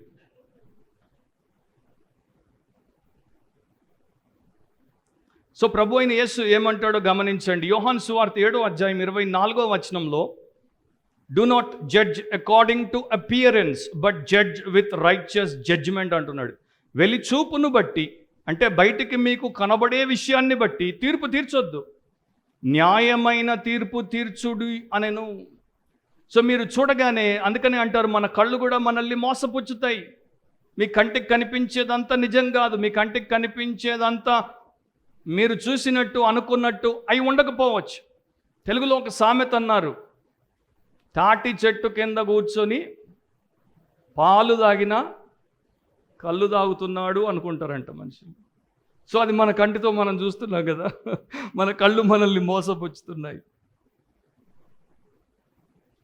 అట్లా మనం చేయకూడదు. రైచియస్ జడ్జిమెంట్ చేయడానికి దేవుడు ఎవరెవరిని ఎక్కడెక్కడ పెట్టాలో అక్కడ పెట్టేశాడు, వారు చేస్తారు. కానీ మనము అన్రైచియస్ జడ్జిమెంట్ చేయొద్దు, మనము క్రిటికల్ జడ్జిమెంట్ చేయొద్దు, మనము స్లాండర్ చేయొద్దు. ఒక చర్చ్ వారు ఒక వాక్య వ్యతిరేకమైనటువంటి వ్యక్తిని క్రమశిక్షణలో పెట్టుట అది వాక్యానుసారం. ఒక సంఘ కాపరి పాపం గురించి బహిరంగంగా బోధించుట, ఖండించుట అది వాక్యానుసారం. కానీ అట్లా చేసినప్పుడు కూడా కొన్నిసార్లు కొంతమంది ఏమనుకుంటారంటే, మరి ఆ చర్చ్ ఆ వ్యక్తిని జడ్జి చేసింది, ఆ పాస్టరు ఫలానా వ్యక్తిని జడ్జి చేశాడు. ఎస్, జడ్జి చేశాడు, దాన్ని డిసర్న్మెంట్ అంటారు. అంటే వివేచనతో అక్కడ ఉన్నటువంటి వ్యక్తిలోని తప్పును తీసేయడానికి, తప్పులోని వ్యక్తిని బయటికి లాగడానికి వారు ఆ పని చేస్తున్నారు. కానీ ఇక్కడ వీడు ఈ యొక్క కాండెమ్నేషన్ అనేది, ఖండించుట అంటే ఆ వ్యక్తినే లేకుండా చేయడానికి, వాడిని గాయపరిచి వాడిని నాశనం చేయడానికి వీడు పూనుకున్నాడు. రెండింటికి మధ్యలో ఎంత పెద్ద తేడా ఉంది, జమీన్ ఆస్మాన్ కా ఫరక్ హై. సో కాంటెక్స్ట్ బైబిల్లో చాలా ముఖ్యం. సో చర్చ్ డిసిప్లిన్ ఎందుకంటే, ఒక దారి తప్పినటువంటి క్రైస్తవుని దారిలో పెట్టడానికి. పాపమును సేవకుడు ఎందుకు ఖండిస్తున్నాడంటే, ఇతరులు పాపములో పడి నశించిపోకుండా ఉండడానికి. సో నీవు ధర్మశాస్త్రమునకు తీర్పు తీర్చిన యెడల ధర్మశాస్త్రమును నెరవేర్చువాడవు కాక న్యాయం విధించువాడవైతివి. అంటే నిన్ను దేవుడు ఎక్కడ పెట్టాడో నీవు దాంట్లో ఉండకుండా, నీకు దేవుడు దేన్ని ఇవ్వలేదో నీవు దాంట్లోనికి వచ్చేస్తున్నావు, అది నీవు చెయ్యకూడదు. సో ఎప్పుడైతే మనం ఆ పని చేస్తామో, జిమ్మీ డ్రేపర్ అనేటువంటి సేవకుడు ఇట్లా రాశాడు, మీరు ఇతరులకు విరోధముగా చెడు ఉద్దేశంతో మాట్లాడినప్పుడు దేవుడి యొక్క న్యాయమైనటువంటి వాక్యమును మీరు ఉల్లంఘిస్తున్నారు, దానికి వ్యతిరేకముగా మీరు నవ్వుతున్నారు, అండ్ దేవుడిని మీరు కించపరుస్తున్నారు బహుపరాక్. రెండో విషయం, ఇది బ్రీఫ్గా నేను చెప్తాను. Do not judge your neighbour, do not judge your neighbour. 12వ వచనం, ఒకడే ధర్మశాస్త్రమును నియమించి న్యాయము విధించువాడు, ఆయనే రక్షించుటకును నశింపజేయుటకును శక్తిమంతుడై ఉన్నాడు. పరునికి తీర్పు తీర్చుటకు నీవెవడవు? సో ఒక్కడే ధర్మశాస్త్రము నియమించి న్యాయం విధించువాడు. ఎవరైనా ఒక్కడే లా గివర్ అంటే దేవాది దేవుడు. ప్రపంచమంతటికి ఒకే దేవుడున్నాడు, ప్రపంచమంతటికి ఒకే రక్షకుడున్నాడు, ప్రపంచమంతటిని రేపు తుది తీర్పులో నిలబెట్టబోయేది కూడా ఒకే తీర్పరి, ఒకే న్యాయాధిపతి. సో వేరు వేరు జడ్జిమెంట్లు, వేరు వేరు జడ్జెస్ లేరు. There is only one court, there is only one judge, there is only one law giver, and ఆయన దేవుడు అని ఇక్కడ మనకి స్పష్టంగా చెప్తున్నాడు. అండ్ నువ్వు కాదు అని కూడా చెప్పాడు. సో ఆయనకున్నటువంటి శక్తి ఏంటి? ఆయనే రక్షించుటకు, ఆయనే నశింపచేయుటకు శక్తి కలిగినటువంటి వాడు. సో ఏ దేవుడైతే ఈ యొక్క వాక్యమును రాసి ఇచ్చాడో ఆ దేవుడు ఈ వాక్యం ప్రకారము తీర్పు తీరుస్తాడు. మనం ఈ వాక్యాన్ని రాసి ఇవ్వలేదు, మనకు ఈ వాక్యం ప్రకారం తీర్పు తీర్చే హక్కు లేదు. మనల్ని మనము తీర్పు తీర్చుకోవచ్చు. ఈ వాక్యం ప్రకారం మనల్ని మనము సెల్ఫ్ జడ్జిమెంట్ చేసుకోవచ్చు. ఎప్పుడైతే దేవుడి యొక్క స్థానాన్ని నీవు ఆక్రమించబోతావో నీవు దేవుడి ఆట ఆడుతున్నావు. You are trying to play God. అది మనం చేయకూడదు. కానీ every week, every month, whenever it is possible, చాలామంది తెలిసి తెలియక దేవుడి స్థానంలో కూర్చునే ప్రయత్నం చేస్తారు. అప్పుడప్పుడు మనకి న్యూస్లో వస్తుంటుంది, ఒక రాజకీయ నాయకుడు వచ్చి పోలీస్ స్టేషన్లో సర్కిల్ ఇన్స్పెక్టర్ కూర్చునే సీట్లో కూర్చున్నాడు. వాడికి ఎంత ధైర్యం అని. ఎందుకు కూర్చోవద్దు? ఎందుకంటే అది నీ ప్లేస్ కాదు. కొన్నిసార్లు పిల్లలు వచ్చేసి వారి యొక్క తండ్రులు ఉన్నటువంటి ఆ యొక్క సీట్లో కూర్చోబోతారు. అప్పుడు వేరే వాళ్ళు కాదు, తండ్రి అంటాడు, నువ్వు అక్కడ కూర్చోవద్దు. ఆ సీట్ ఒకరికి డిజైన్ అండ్ డెసిగ్నేట్ చేయబడింది, నీకు కాదు అది. సో అట్లాగే దేవుడి యొక్క సీట్లోనికి మనం వచ్చి కూర్చోకూడదు. అది విపరీతమైనటువంటి యారగెన్స్ అనమాట. అంటే విపరీతమైనటువంటి అహంకారముతో నిండినటువంటి వారు చేసేటువంటి పని. దేవుడే సమస్తమును సృష్టించాడు, దేవుడే సమస్తమును నిర్వహిస్తున్నాడు, దేవుడే సమస్తమును పోషిస్తాడు, దేవుడే సమస్తమును తీర్పు తీరుస్తాడు. ఆ పని దేవుడే చేస్తాడు, మనము చెయ్యకూడదు. సో దాంట్లో మనకెట్లా పాత్ర లేదో, సృష్టిలో పాత్ర లేదు, రక్షించుటలో పాత్ర లేదు, ఒక వ్యక్తిని పోషించుటలో పాత్ర లేదు, ఒక వ్యక్తిని ఆయన యొక్క చిత్త ప్రకారం నడిపించుటలో పాత్ర లేదు, అదే ప్రకారం ఈ విషయంలో కూడా మనకి పాత్ర లేదు. సో మనం మన సహోదరులకు విరోధముగా మాట్లాడకూడదు. ఏం చేయొచ్చు బ్రదర్? వారు తప్పు చేస్తున్నారు, మరి వారి తప్పును మేము చూస్తూ ఉండాలా?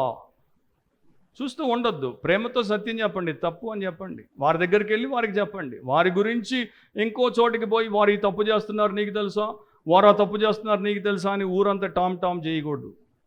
వారి తప్పును వారికి ఎత్తి చూపండి, ప్రేమతో సత్యము చెప్పండి, అండ్ వారిని తప్పుదిద్ది బయటికి తీసుకురావడానికి ప్రయత్నం చేయండి. వారి కోసం ప్రార్థన చేయండి. ఆయనే రక్షించుటకును నశింపజేయుటకును శక్తిమంతుడై ఉన్నాడు. సో దేవుడే రక్షిస్తాడు, దేవుడే శిక్షిస్తాడు. యోనా గ్రంథము 2వ అధ్యాయము 9వ వచనంలో ఇట్లా రాయబడింది, యెహోవా యొద్దనే రక్షణ దొరుకును అని ప్రార్థించాను. యోనా అంటున్నాడు, యెహోవా యొద్దనే రక్షణ దొరుకును. సో దేవుడే రక్షకుడు. ఆ దేవాది దేవుడే ఎవరినైనా రక్షించాలి. కొన్నిసార్లు మనము చేసేటువంటి పొరపాటు ఏంటంటే, వీళ్ళు రక్షణ పొందరు, వాళ్ళు రక్షణ పొందరు, వీళ్ళు దుర్మార్గులు, వీళ్ళు నాశనములోనికి పోతారు, వీళ్ళు నరకానికి పోతారని మనం జడ్జిమెంట్ ఇస్తుంటాం. అది మనము చెయ్యకూడదు. ఎందుకంటే ఆయనే రక్షించువాడు. పంపాల్సి వస్తే ఆయనే పంపిస్తాడు, శిక్షించాల్సి వస్తే ఆయనే శిక్షిస్తాడు. అది మనం చేయకూడదు అంటున్నాడు. సో ఎవరిని మనము ఆ ప్రకారము జడ్జి చేయకూడదు. మత్తయి 10వ అధ్యాయం 28వ వచనంలో యేసుప్రభు అంటాడు, మరియు ఆత్మను చంపనేరక దేహమునే చంపు వారికి భయపడుకుడి, గాని ఆత్మను దేహమును కూడా నరకములో నశింపజేయగలవానికి మిక్కిలి భయపడుడి. సో దేవుడికి భయపడండి. ద్వితీయోపదేశ కాండం 32-39లో, డ్యూట్రానమీ 32-39లో ఇట్లా ఉంది. దేవుడు ఎట్లాంటి దేవుడో చూడండి. ఇదిగో నేనే దేవుడను, నేను తప్ప వేరొక దేవుడు లేడు.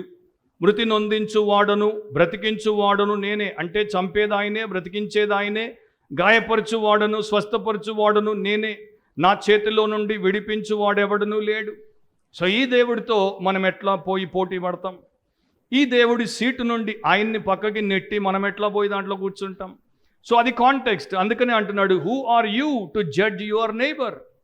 పరునికి తీర్పు తీర్చుటకు గ్రీకులో ఎట్లా ఉంటుందంటే, నీవు పరునికి తీర్పు తీర్చుటకు నీవు ఎవడవు అంటున్నాడు. సో ఎంఫసిస్ ఉంది అక్కడ. నీవు పరునికి తీర్పు తీర్చుటకు నీవు ఎవడవు? నేనెవడిని, నువ్వెవడివి?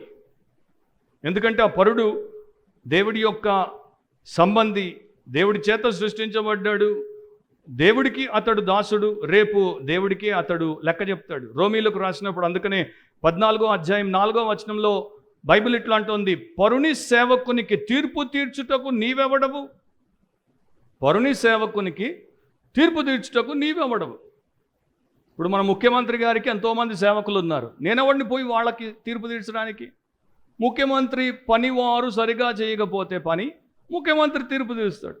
ఒకవేళ నేను పోయి ముఖ్యమంత్రి ముందు, ఈయన నీకు మంచి పనివాడు కాదు, మంచిగా పని చేయట్లేదంటే, షటప్ అండ్ గెట్ అవుట్ అంటాడు. హూ ఆర్ యూ అసలు? ఇంతకి తూ కోన్ హే? సో అదే అంటున్నాడు దేవుడు, నువ్వెవడు అసలు? పరుని సేవకునికి. ఆ వ్యక్తి దేవుని సేవకుడు. ఆ వ్యక్తికి దేవుడు ఏం తీర్పు తీర్చాలో, దోషి అంటాడో లేకపోతే ధన్యుడు అంటాడో ఆయన ఇష్టం. నువ్వెవడివి? మనకు తీర్పు తీర్చేటువంటి జ్ఞానము, శక్తి రెండు లేవు. ఎందుకంటే మనకి తెలిసింది చాలా తక్కువ. ఎక్స్టర్నల్గా కొన్ని విషయాలను చూసి మనము ఒక అంచనా వేసి దాని తర్వాత తీర్పు ప్రకటిస్తాం. కానీ వారి యొక్క హృదయం ఏంటో తెలియదు, అంతరంగం ఏంటో తెలియదు, ఏ పరిస్థితుల్లో వారు అట్లాంటి తప్పు చేస్తున్నారో తెలియదు, ఎందుకు వారు అట్లా చేయాల్సి వచ్చిందో తెలియదు, ఏమీ మనకు తెలియదు. తెలిసింది ఒక్క దేవుడికే. అందుకనే జడ్జిమెంట్ మనము పాస్ చేయొద్దు అంటారు. అండ్ ఇది ఎవరికి చేస్తున్నారు? పరునికి అంటే నైబర్కి, పొరుగువానికి. పైనేమో సహోదరునికి విరోధముగా అన్నాడు, ఇక్కడేమో పరునికి తీర్పు తీర్చుటకు, నీ నైబర్కి తీర్పు తీర్చుటకు నీవెవడవు. ఇప్పుడు నా నైబర్ ఎవడు అని ఒకప్పుడు ఒక ఆయన అడిగాడు. నా పొరుగువాడు ఎవడంటే మంచి సమరయుని కథ యేసుప్రభు చెప్పాడు. ఎవడైతే అవసరంలో ఉన్నాడో వాడే నీ పొరుగువాడు. మంచి సమరయుడిలాగా నీవు నీ పొరుగువాడికి క్షేమాన్ని కలిగించాలి. మంచి సమరయుడు ఏం చూశాడు? పొరుగువాడు దెబ్బలతో పడి ఉన్నాడు, స్పృహ లేకుండా పడి ఉన్నాడు, నిస్సహాయంగా పడి ఉన్నాడు. మంచి సమరయుడు వచ్చి వీడు ఏం చేశాడో, ఎంత దుర్మార్గుడో, వీడికి ఈ గతి పట్టింది, శాస్తి జరిగింది, ఇవన్నీ అన్నవాడు. జడ్జిమెంటల్ స్పిరిట్ లేదు మంచి సమరయుడికి. మంచి సమరయుడికి కంపాషనేట్ స్పిరిట్ ఉంది. అంటే ఆ యొక్క కనికరము చూపించేటువంటి ఆత్మ ఉంది. కనుక వెంటనే అతడి మీద మందు వేశాడు, అతన్ని తన యొక్క వాహనం మీద ఎక్కించుకున్నాడు, పూటకొల్ల ఇంటికి తెచ్చాడు, అంతా చక్కగా చూడమని చెప్పాడు, డబ్బు ఇచ్చాడు, ఇంకా తక్కువ అవుతే మళ్ళా వచ్చి నేను ఇస్తానన్నాడు. సో మంచి సమరయుడు ఏం చేశాడంటే గాయాలతో పడి ఉన్న వాడిని స్వస్థపరిచాడు. మనం కూడా వారు చేసే పాపాలతో వారు గాయపరుచుకుంటున్నప్పుడు వారిని స్వస్థపరిచే వారంగా ఉండాలి. వారిని చంపి సమాధికి పంపే వారంగా ఉండకూడదు. ఒక ప్రశ్న అడుగుతాను మిమ్మల్ని. నైబర్ అంటే దాంట్లో ఒక అర్థం ఉంది. నైబర్ అనే పదంలో అంటే పొరుగువాడు అన్న దాంట్లో ఒక అర్థము నిర్లిప్తంగా ఉంది. ఏంటి పొరుగువాడంటే? దగ్గరున్నట్ట, దూరం ఉన్నట్ట? పొరుగువాడు ఎక్కడుంటాడు? పొరుగువాడు దగ్గర ఉంటాడు కదా. సో ఆయన అంటున్నాడు, మీకు దగ్గరగా ఉన్న వారితో మీరు ఇట్లా వ్యవహరించొద్దు, మీ దగ్గరి వారికి విరోధముగా మాట్లాడొద్దు, మీ దగ్గరి వారిని తీర్పు తీర్చొద్దు. నీ ఫ్యామిలీ అవ్వచ్చు, నీ చర్చ్ ఫ్యామిలీ అవ్వచ్చు. దగ్గరి వారు ప్రతినిత్యము దగ్గర ఉంటారు కనుక మీరు వారిని విమర్శిస్తూ మీరు వారికి విరోధంగా మాట్లాడితే టిట్ ఫర్ టాట్ కదా. సో వారు కూడా అదే చేస్తే ఇద్దరికీ నెమ్మది ఉండదు, ఇద్దరు క్షేమాన్ని పొందరు. కనుక అట్లాంటిది మీరు చెయ్యకూడదు. పరునికి తీర్పు తీర్చుటకు నీవెవడవు. మనల్ని మనము తీర్పు తీర్చుకుంటూ దేవుడి ఎదుట మనల్ని మనం సక్రమంగా పెట్టుకుంటే మనకి క్షేమం. ఇతరుల కోసం ప్రార్థన చేయండి, ఇతరులకి సత్యాన్ని ప్రేమతో చెప్పండి, ఇతరులు దాంట్లో నుండి బయటపడడానికి ప్రతి విధమైనటువంటి సహాయము చేయండి. కానీ ఎవరిని హృదయంలో కానీ మనసులో కానీ నోటితో కానీ మీరు తీర్పు తీర్చొద్దు అండ్ ఎవరిని కించపరిచి విరోధముగా మాట్లాడొద్దు. దీంతో నేను ముగిస్తాను. ఒక కంసాలి బ్లాక్ స్మిత్ అయిన అవిశ్వాసి, ఆయనకి క్రైస్తవులు అంటే ఇష్టం ఉండదు. సో ఆయన కంసాలి దుకాణానికి ఎవరొచ్చినా సరే వారికి క్రైస్తవుల మీద విపరీతమైనటువంటి దుర్భాషలాడి మాట్లాడుతుంటాడు. ఈ సేవకుడు ఇట్లా, ఆ సేవకుడు అట్లా, ఈ క్రైస్తవుడు ఇట్లా, ఆ క్రైస్తవుడు ఇట్లా, మీ యొక్క కాలనీలో ఒక క్రైస్తవుడు ఉంటాడు వాడు ఇట్లా. సో అట్లా మాట్లాడి వారిని ఎప్పుడు దుమ్మెత్తిపోస్తుంటాడు. బురద జల్లుదాం అంటారు కదా, అట్లా. కొంతమందికి నెగటివిటీ తప్ప ఇంకేం ఉండదు. వాళ్ళు టాక్సిక్ పీపుల్ అనమాట. టాక్సిక్ అంటే విషం. కొందరు నిండా విషమే ఉంటుంది. నోరు తీస్తే పాము కూడా పనికిరాదు, పుస్ పుస్ అని చిమ్ముతుంటారు విషయాన్ని. అట్లాంటి టాక్సిక్ పీపుల్ నాకు ఆల్మోస్ట్ ఎప్పుడో మరి ఒక అమెరికన్ పాస్టర్ చెప్పాడు, Upender, remember always remove your self out of all those toxic people. ఈ విషపూరితమైనటువంటి మనుషుల మధ్యలో నుండి నిన్ను నీవు ఎంత త్వరగా తీసేసుకుంటావో అంత నీవు విషయానికి దూరం అయిపోతావు అనేవాడు అమెరికన్ పాస్టర్. సో ఇక్కడ ఈ బ్లాక్ స్మిత్ ఒక విషపూరితమైనటువంటి వ్యక్తి. ఒక రోజున ఒక పెద్ద క్రైస్తవుడు వచ్చాడు, అంటే ముసలాయన వచ్చాడు, విన్నాడు. విన్న తర్వాత ఆయన అతడిని ఒక ప్రశ్న అడిగాడు. నీవు ఎప్పుడైనా బైబిల్లో ఒక యేసుప్రభు చెప్పినటువంటి చక్కని పారబుల్ ఉంది, దాన్ని చదివావా? లాజరు అండ్ ధనికుడి యొక్క కథనం చదివావా అంటే, చాలాసార్లు విన్నా, చదవలేదు విన్నా, మీ బోధకులు చెప్తుంటే విన్నా అన్నాడు. సో లాజర్ కథలో కుక్కలు ఉన్నాయి నీకు తెలుసా అంటే, బాగా తెలుసు అన్నాడు. కుక్కలు కూడా ఉన్నాయి నాకు తెలుసు. సో అప్పుడు ఆ పెద్ద ఆయన అన్నాడు అతన్ని చూస్తూ, నీవు చేసే పని, నీవు మాట్లాడే మాటలు చూస్తే ప్రతిరోజు లాజరు యొక్క గాయములను, కురుపులను కుక్కలు నాకుతుండేవి. గుర్తుందా అంటే గుర్తుంది. నువ్వు కూడా క్రైస్తవుల కురుపులు నాకే కుక్కవి అన్నాడు. క్రైస్తవుల కురుపులు నాకే కుక్కవి. అప్పుడు వాడికి దిమ్మ తిరిగిపోయింది. నన్నేంటి క్రైస్తవుల కురుపులు నాకే కుక్క అంటున్నాడు. మీరు ఆలోచించండి, ఇంటికి వెళ్ళి ఎంత జాడించి కొట్టాడంటే కంసలోడు మళ్ళా లేయలేదు. అండ్ ఆ పెద్ద ఆయన ఈ మాట చెప్పి అక్కడి నుండి వెళ్ళిపోయాడు. ఇతరుల కురుపులు మనకు కనపడినప్పుడు వాటిని నాకకూడదు. ఇతరుల కురుపులు మనకు కనపడినప్పుడు వాటిని కప్పనూకూడదు. ఇతరుల కురుపులు మనకు కనపడినప్పుడు మందు వేసి బాగు చేయాలి. కురుపులు నాకే కుక్కవి నువ్వు అని పోయాడు ఆయన. ఈ రోజున కూడా చాలామంది ఉన్నారు కురుపులు నాకే కుక్కలు. అట్లా ఉండకూడదు. అది దేవుడి బిడ్డలకు తగినటువంటి స్థాయి కాదు. మనం కురుపులను కప్పొద్దు, కురుపులను నాకొద్దు. కురుపులకు మందు వేసి స్వస్థత కలిగి బాగయ్యేటట్టు చేయాలి. అది క్రైస్తవ్యం, అది క్రిస్టియన్ బిలీవర్, ఆత్మ పూర్ణులైనటువంటి దైవ సేవకులు, దేవుని ప్రజలు అట్లా ఉండాలి. సో ముగింపులో, ఒకవేళ మీరు సహోదరి సహోదరులకు విరోధముగా మాట్లాడినటువంటి పాపములో ఉంటే, చేస్తూ ఉంటే, ఇప్పుడు దేవుడి దగ్గర మీ పాపం ఒప్పుకోండి, విడిచిపెట్టండి, క్షమించబడండి, శుద్ధి చేయబడండి. అండ్ ఒకవేళ మీరు ఇంకా రక్షించబడకపోతే మీరు ఈ స్థితిలోనికి రాలేరు. ఎందుకంటే మీకు అంత శక్తి, అంత జ్ఞానము, అట్లాంటి నూతన హృదయము లేవు. కనుక మీరు యేసుప్రభు నందు విశ్వాసం ఉంచి రక్షించబడండి. ఎందుకంటే ఈ రోజున కూడా దేవుడు మనతో మాట్లాడాడు, రక్షించుటకు ఆయన మాత్రమే సామర్థ్యం గలవాడు, అండ్ శిక్షించుటకు కూడా ఆయన మాత్రమే సామర్థ్యం గలవాడు. ఈరోజు నీవు రక్షించబడకపోతే రేపు ఆయన ముందే తీర్పులో నిలబడతావు, ఆయన శిక్షకు నీవు గురవుతావు. కానీ ఈరోజు నీవు ఆయన్ని ఆశ్రయిస్తే, నీ పాపం ఒప్పుకొని విడిచిపెడితే ఆయన నిన్ను రక్షిస్తాడు. సో ఆయన్ని నీవు కోరుకోవచ్చు, Lord save me and shape me like Christ. దేవా నన్ను రక్షించు, నన్ను క్రీస్తు పోలికలోనికి రూపాంతరపరచు. ఒకవేళ if he doesn't save you today and shape you today, then tomorrow he has to shame you. రేపు ఆయన ముందు నిలబడినప్పుడు ఆయన నీకు పరువు లేకుండా నిన్ను ఆ యొక్క పాతాళానికి అప్పగించాల్సి వస్తుంది. సో తలంచి కొన్ని సెకండ్లు తీసుకుందాం. ప్రభువా, నేను యేసులాగా ఉండుటకు, నీ బిడ్డగా ఉండుటకు, వాక్యంలో ఆత్మ సంబంధమైనటువంటి వ్యక్తిగా పరిపక్వతలోనికి రావుటకు నాకు సహాయం చేయమని చిన్న ప్రార్థన మీరు చేసుకోండి. మీరు రక్షించబడి మీరు క్రైస్తవ విశ్వాసులుగా ఉంటే, అండ్ రక్షించబడని వారు కూడా మీరు ప్రార్థన చేసుకోండి. ప్రభువా, నేను పాపిని, నాకు చేతనైందంతా ఇతరులకు విరోధముగా మాట్లాడుట, ఇతరులను వెక్కిరించుట, ఇతరులను విమర్శించుట, ఇతరుల మీద తీర్చుట, ఆ పాపము నేను చేయకుండా నాకు సహాయం చేయి. నేనే ఇంకా పాప క్షమాపణ పొందని పెద్ద పాపిని, దోషిని, నరకప్రాయుణ్ణి, నన్ను క్షమించు అని నీవు ప్రార్థన చేసుకో. ఎవరు యథార్థంగా ప్రార్థన చేసినా, ఎవరు విశ్వాసముతో ప్రార్థన చేసినా, ఎవరు తగ్గింపుతో ప్రార్థన చేసినా, ఆ దేవుడు ప్రతి హృదయమును ఎరిగినటువంటి సార్వభౌముడైనటువంటి దేవుడు ఎరిగి వారికి సహాయము చేస్తాడు.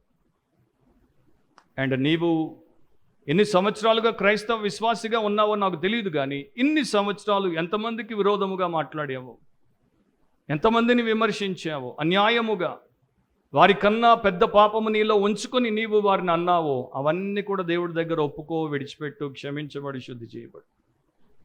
అండ్ గార్డెన్ మెక్డానల్డ్ లాగా నెక్స్ట్ ఎన్ని సంవత్సరాలు దేవుడు ఇస్తాడో అన్ని సంవత్సరాలు నీవు నిజముగా దేవుణ్ణి ప్రేమించే వ్యక్తివైతే ఆయన పోలికలో ఉన్నటువంటి మరొక మనిషిని దూషించకూడదు. ప్రేమగల మా తండ్రి, మీ వాక్యమును బట్టి మీ కృతజ్ఞతా స్తోత్రాలు చెల్లిస్తున్నాను. మాకు మీరు ఇచ్చినటువంటి గొప్ప పాఠమును బట్టి నేను స్తుతిస్తున్నాం. నేను ఎవరెవరికి విరోధముగా మాట్లాడానో ఆ పాపం అంతటిని బట్టి నన్ను క్షమించి, నన్ను యేసు రక్తంలో కడిగి పవిత్రపరచు. నేనెప్పుడు అట్లా మాట్లాడకుండా సహాయం చేయి. అలాగే సంఘస్థులను కూడా మీరు ఆ ప్రకారమే కనికరించి, క్షమించి, శుద్ధి చేసి వారు ఎప్పుడు అట్లా మాట్లాడకుండా సహాయం చేయండి. మేము ఏ నోటితో నిన్ను స్తుతిస్తామో అదే నోటితో ఇతరులకు సత్యమును ప్రేమతో చెప్పి వారి స్వస్థత కొరకు ప్రార్థించుటకు మమ్మను మీ ఆత్మ ద్వారా బలపరచమని, మా సంఘమును ఆ ప్రకారము తీర్చిదిద్దామని, మీ రాకడ కొరకు మేము అలా సిద్ధపడి ఉండుటకు మీ కృప దయచేయమని యేసు ప్రభు శ్రేష్టమైన నామమును అడిగి ప్రార్థిస్తున్నాం తండ్రి. ఆమేన్.